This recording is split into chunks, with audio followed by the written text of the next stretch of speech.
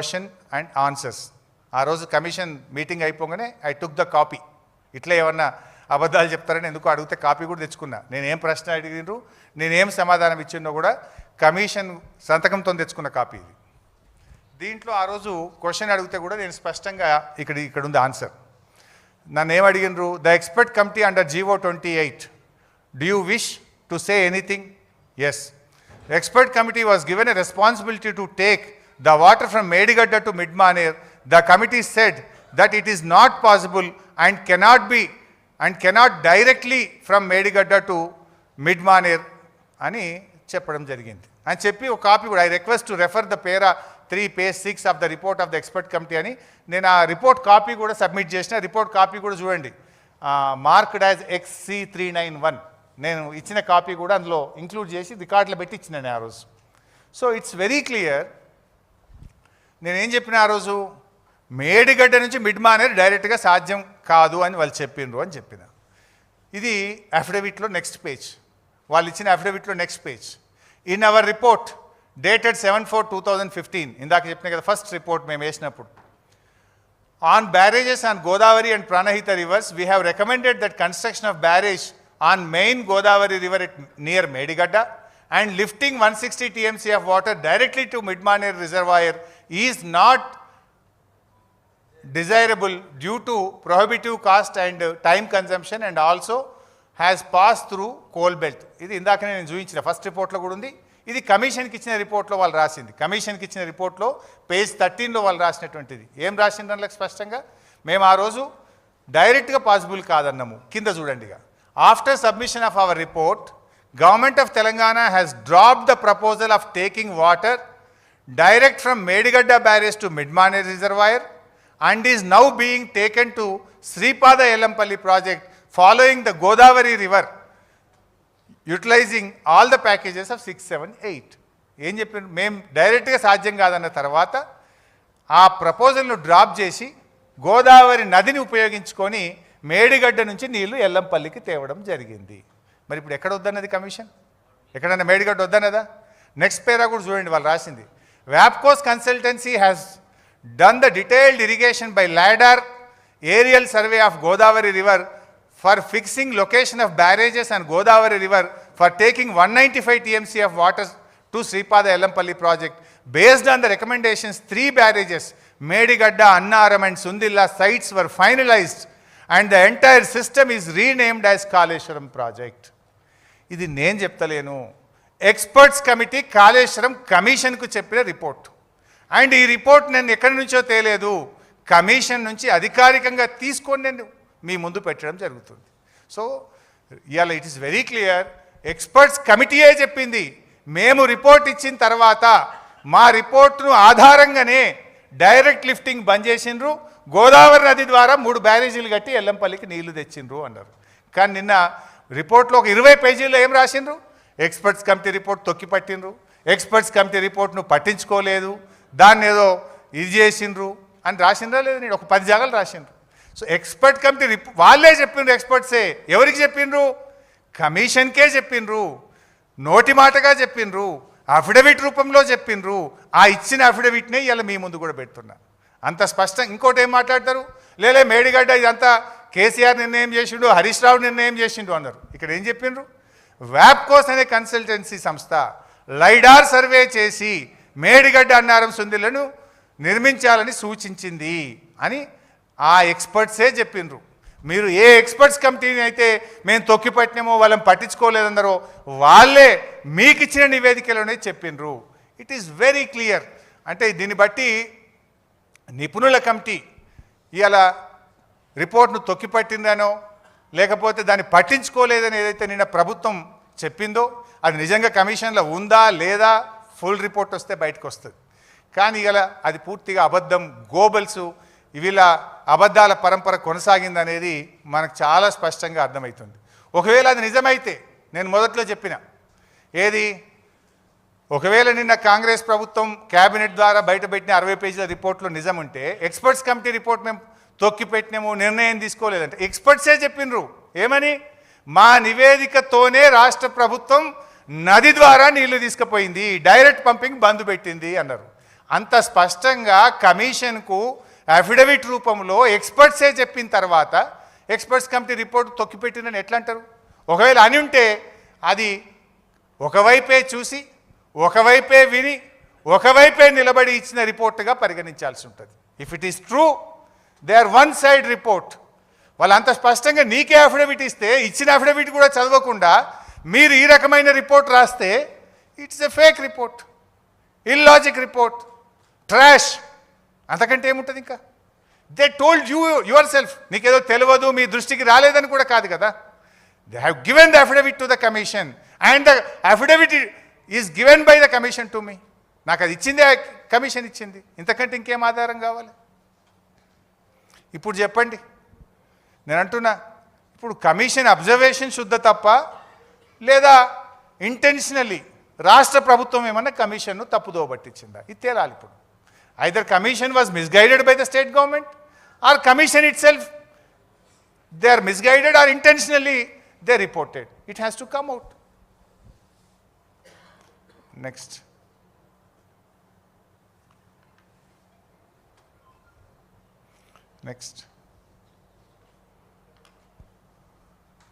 సరే, ఇదంతా నేను చెప్పిందే. నెక్స్ట్ ఇంకొక మాట నేనేమన్నారంటే sole decision of chief minister అనేది చూపించారు. అంటే ఇది నేనేమి ఎంత ఫేగ్ ఎంత వేగ్గా వీళ్ళు తయారు చేసింది అనడానికి నేను చెప్పే ప్రయత్నం. ఇదంతా కూడా అసెంబ్లీలో కడిగేస్తాం, దుమ్ము దులిపేస్తాం. వాళ్ళు దమ్ముంటే మైక్ కట్ చేయకుండా టైం ఇవ్వాలి. మైక్ కట్ చేయొద్దు. మైక్ కట్ చేసి మీరు పారిపోతారు. ఎప్పుడు కూడా ఈ ప్రభుత్వానికి, రేవంత్ ప్రభుత్వానికి మైక్ కట్ చేయడం, పారిపోవడం అలవాటు. అన్ని నిజాలు బయట పెడతాం. ఇంకా మరిన్ని ఆధారాలు ఉన్నాయి మా దగ్గర, మొత్తం బయట పెడతాం. అయితే నేనేమంటారు, it's a decision of chief minister. నేను ఇందాకనే చెప్పిన, ఒక ప్రాజెక్టును పూర్తి చేయడం కోసం ముఖ్యమంత్రి రివ్యూ చేయడం అనేది ఆయన బాధ్యత. ఆ ముఖ్యమంత్రి రివ్యూ చేయకపోతే తప్పు, కానీ రివ్యూ చేస్తే తప్ప. It is totally illogic. ఇదేదో రాజకీయ ప్రమే. It's not political. Is the political executive. డెఫినెట్గా ఆయన రివ్యూ చేయాలి. నిజంగా రాష్ట్రం మీద ప్రేమ ఉన్న వ్యక్తి, ఉద్యమం చేసి తెలంగాణ సాధించిన వ్యక్తి, ప్రాణాలు త్యజించడానికి సిద్ధపడి తెలంగాణ రాష్ట్రాన్ని సాధించిన వ్యక్తి, తెలంగాణ ప్రజలకు నీళ్ళు ఇవ్వాలని తపన పడ్డ వ్యక్తి కనుక రాత్రింబవళ్ళు కష్టపడ్డాడు, తండ్లాడిండు, తొందరగా పూర్తి చేయడానికి రివ్యూ చేసిండు. కానీ దాన్ని సోల్ డెసిషన్ అన్నట్టుగా చేశారు. వాస్తవం ఏంది? ఇందాకనే మీరు చూసిండ్రు. ఇందాకనే స్పష్టంగా పేజ్ నెంబర్ 14లో మీకు చూపించాను. ఎక్స్పర్ట్స్ కమిటీయే చెప్పింది, వ్యాప్కోస్ has chosen after conducting the lidar survey Medigadda Annaram Sundilla location. Number 1. Number 2, high power committee. అంటే అందులో రిటైర్డ్ మన ఈఎన్సీలు, చీఫ్ ఇంజనీర్లతో కూడిన హై పవర్ కమిటీ రెఫర్ చేసింది. క్యాబినెట్ డెసిషన్ తీసుకుంది. సిడబ్ల్యూసి కూడా దాన్ని ఆమోదించింది. సిడబ్ల్యూసికి ఇదంతా పంపిన డిపిఆర్ కూడా చూపించిన మీకు. CWC has approved, cabinet has approved and వ్యాప్కోస్ has suggested, high power committee has recommended. ఇంత స్పష్టంగా ఉంటే ఇది సోలో డెసిషన్ అనేటువంటి ఒక తప్పుడు ఆరోపణ మన మీద ఈరోజు ఒక కుట్రపూరితంగా చేసినటువంటి పరిస్థితి. అసలు తప్పుడు పని ఎవరైనా చేస్తే ఆనాడు తమిడి హెట్టి దగ్గర మీరు చేసిండ్రు. ఆనాడు ఏ అనుమతులు లేకుండా, నీటి లభ్యత ఉన్నదా లేదా అని చూడకుండా, మహారాష్ట్రతో ఒప్పందం లేకుండా, వైల్డ్ లైఫ్ ఉన్నదా అని చూడకుండా ఆనాడు మీరు తప్పు చేసిండ్రు. మేము అటు వ్యాప్కోస్, ఇటు హై పవర్ కమిటీ, అటు cabinet and CWC, everyone has agreed. Next.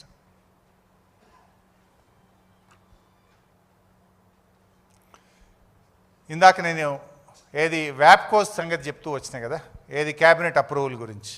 ఇది సోలో డెసిషన్ అన్నారు. It is not solo decision, it is the cabinet decision. ఇది చూడండి మీరు, ఇది క్యాబినెట్ ఎజెండా నోట్స్. యాక్చువల్గా ఇంకా నా దగ్గర ఆ రోజు మేము ఇట్లా చేస్తారు వీళ్ళని తెలియదు కదా, ఇంకా చాలా కాయిదాలతో నేను లెటర్ పెట్టిన చీఫ్ సెక్రటరీకి. నాకు హోల్ క్యాబినెట్ మినిట్స్ కావాలి, క్యాబినెట్ ఎజెండా కావాలంటే దే ఆర్ నాట్ గివింగ్. ఇంకా చాలా ఆధారాలు ఉన్నాయి. అప్పుడు గీళ్ళు గిట్లా కమిషన్లు వేస్తారు, కోడిగుడ్డు మీద ఈకలు బీక్తారు, బురద జల్తారు అనుకుంటే అన్నీ పెట్టుకుంది ఉంటాయి. బట్ నా దగ్గర ఉన్న డాక్యుమెంట్స్లోనే ఈరోజు మీకు చూపించే ప్రయత్నం చేస్తున్నా. ఇది క్యాబినెట్ డెసిషన్ ఆన్ 14 జూన్ 2016. ఇది ఎవరెవరు మినిస్టర్లు ఆ రోజు హాజరైనరు, ఎన్ని గంటలకు? 12 గంటలకు అయింది. 3 June 2016 in the council hall secretariat. KCR గారి నాయకత్వంలో హాజరైన మంత్రులు. ratification of the action of the department in having entrusted certain works on nomination basis to WAPCOS.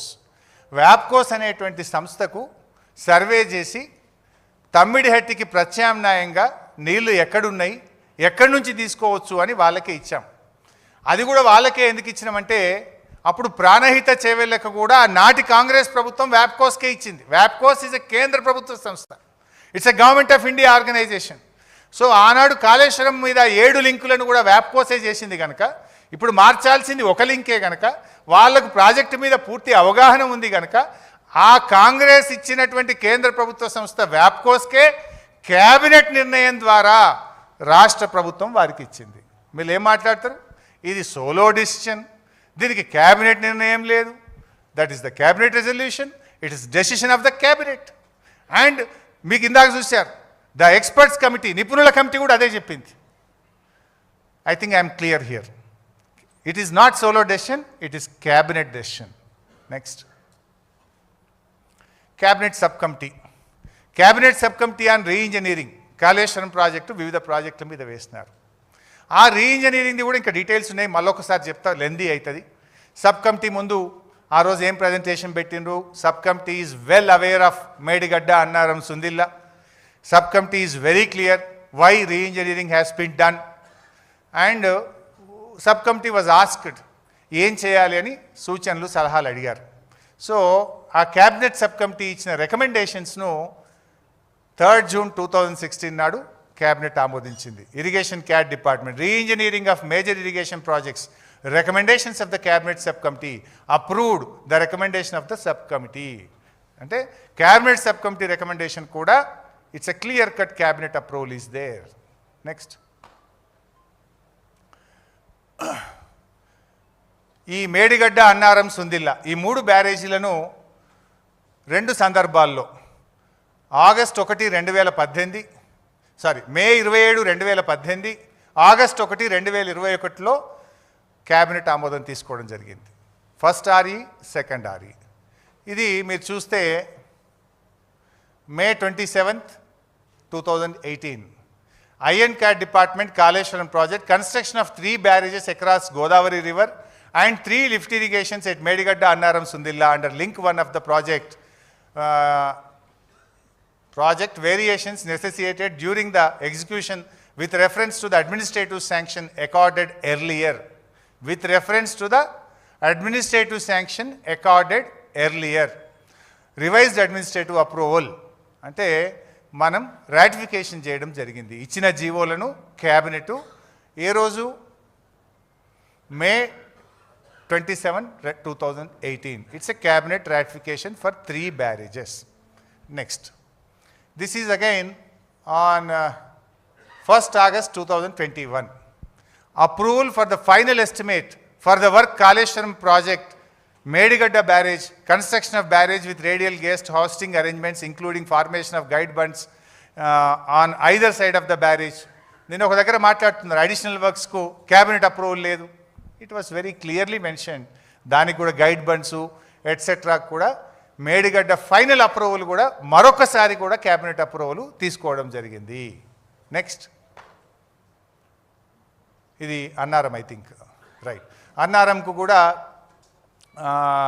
11th August 2022 నాడు Annaram barrage administrative approval to the final estimate for the work of construction of Annaram barrage with radial gates. ఎవరెవరు హాజరైందో కూడా అక్కడ ఉన్నది మీకు. మహమూద్ అలీ, ఇంద్రకరణ్ రెడ్డి, శ్రీనివాస్ యాదవ్ గారు, జగదీష్ రెడ్డి గారు, నిరంజన్ రెడ్డి గారు, ఈశ్వర్ గారు, దయాకర్ రావు గారు, శ్రీనివాస్ గౌడ్ గారు, ప్రశాంత్ రెడ్డి గారు, మల్లారెడ్డి గారు, హరీష్ రావు గారు, సబితా గారు, గంగుల కమలాకర్ గారు, సత్యవతి గారు, పువ్వాడ అజయ్ కుమార్ గారు. సో ఇట్స్ వెరీ క్లియర్ కదా బై సాబ్. అందులో అయితే ఇద్దరు ఆడనే ఉన్నారు. ఇప్పుడు వాళ్ళని అడిగితే చెప్తారు కదా ఇవి అయినాయా కాలేదా. నెక్స్ట్, దిస్ ఈజ్ సుందిల్లా బ్యారేజ్కు క్యాబినెట్ అప్రూవల్. ఇంకే ఎవడన్నా క్యాబినెట్ అప్రూవల్ లేదంటే ఇంకేం చేయాలిగా నేను? ఎన్నిసార్లు ఉన్నాయి? Is it not true? ఇంకా యాక్చువల్గా నా దగ్గర ఇదే ఉంది, దీని నోట్ ఉంటుంది, క్యాబినెట్ నోట్. అది అడిగినా నేను యాక్చువల్ ఆ నోట్లో ఇంకా డీటెయిల్గా ఉంటుంది. ఒక్కొక్క నోట్లో 20, 30 పేజీలు, 50 పేజీలు, 100 పేజీల నోట్ క్యాబినెట్లో పెట్టేవాళ్ళం. ఆ రోజు డిస్కస్ చేసేవాళ్ళం. గంటల కొద్ది కేసీఆర్ గారు డిస్కస్ చేసేవారు, అప్రైజ్ చేసేవారు అందరికీ కేసీఆర్ గారు. మా సెక్రటరీ గారు చెప్పేవారు. అంటే ఆ నోటు కావాలని నేను అడిగితే ఇస్తలేదు గవర్నమెంట్. ఇంకా డీటెయిల్గా ఉంటుంది అందులో క్యాబినెట్లో ఏమేం పెట్టిన నోట్లా ఏమేం డిస్కస్ చేసిందో కూడా that was very very clearly discussed. Next sir, ఇప్పటిదాకా క్యాబినెట్ అప్రూవల్స్ చూశారు, ఇంకా చాలా ఉన్నాయి. నా దగ్గర అందుబాటులో ఉన్న క్యాబినెట్ అప్రూవల్సే మీకు చూపించాను. ఇప్పుడు ఇది one more thing, the other side of the approvals, ఇది కూడా మీకు కూడా తెలిస్తే మంచిది. క్యాబినెట్ అప్రూవలే కాదు, అసెంబ్లీ అప్రూవల్స్ కూడా ఉన్నాయి. Assembly approval is more powerful than the cabinet approval, more powerful than the cabinet approval. So governor గారి ప్రసంగం 10th March 2016 నరసింహన్ గారు గవర్నర్ గారు అసెంబ్లీలో ఉభయ సభలను ఉద్దేశించి మాట్లాడిన ప్రసంగం. అయితే మీకు ఒక ఐడియా ఉండాలి, గవర్నర్ ప్రసంగం ఎవరు తయారు చేస్తారు? ప్రభుత్వం, cabinet. It is approved by cabinet. అంటే గవర్నర్ ప్రసంగానికి కూడా క్యాబినెట్ అప్రూవల్ ఉందంటే గవర్నర్ ప్రసంగంలో మెన్షన్ చేయబడిన కాళేశ్వరంకు కూడా క్యాబినెట్ అప్రూవల్ ఉన్నట్టే కదా ఒకటి. And it is approved by governor. ఆ ప్రసంగాన్ని గవర్నర్ గారు అప్రూవ్ చేసే కదా ఆయన వచ్చి చదివేది. It is approved by cabinet, approved by governor, approved by assembly. So ప్రాజెక్టులు సరళీకృతం చేయడానికి కీలకంగా సమీక్షించి అవసరమైన చోట తిరిగి డిజైన్ చేయడం జరిగింది. అంబేద్కర్ ప్రాజెక్ట్, కాళేశ్వరం ప్రాజెక్ట్ అని దాని గురించి ఆయన స్పష్టంగా తన గవర్నర్ ప్రసంగంలో కూడా చెప్పారు. Next, this is finance minister Rajender గారి ప్రసంగం. మీకు కూడా తెలియాలి, ఫైనాన్స్ మినిస్టర్ బడ్జెట్ ఎవరు అప్రూవ్ చేస్తారు? క్యాబినెట్ అప్రూవ్ చేస్తుంది. క్యాబినెట్ అప్రూవ్ చేసిన తర్వాత ఏడికి పోతుంది? అది గవర్నర్ దగ్గరికి పోయి గవర్నర్ సంతకంతోనే ఆర్థిక మంత్రి బడ్జెట్ను అసెంబ్లీలో ప్రవేశపెడతాడు.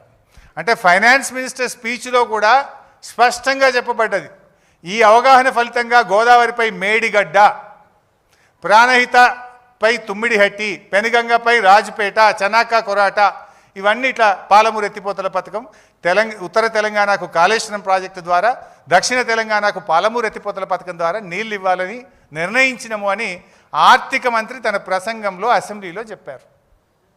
ఆర్థిక మంత్రి ప్రసంగం approved by cabinet, approved by governor. ఇంతకంటే క్లియర్ ఏం కావాలి? This is very clear. Next, KCR గారు ప్రజెంటేషన్ ఇచ్చారు. వీళ్ళు ఏం మాట్లాడతారు?